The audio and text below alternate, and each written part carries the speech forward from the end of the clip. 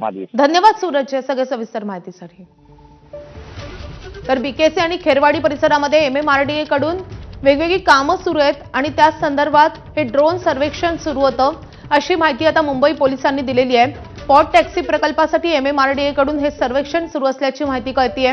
BKC आणि खेरवाडी परिसरामधली ही जी कामं आहेत त्याचं सर्वेक्षण करण्यासाठी या ड्रोनचा वापर केला जात होता आणि त्याद्वारेच हे सर्वेक्षण सुरू होतं.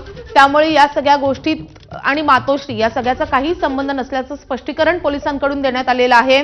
मातोश्रीचं चित्रीकरण या ड्रोनद्वारे केलं जात नव्हतं असं स्पष्टीकरण आता मुंबई पोलिसांनी दिलेलं आहे. मातोश्रीवर एक ड्रोन आढळलेला होता, त्याच्या समोर हा ड्रोन होता आणि त्यावरून अनेक सवाल उपस्थित झाले होते आणि त्यानंतर आता मुंबई पोलिसांचं हे स्पष्टीकरण समोर येत आहे.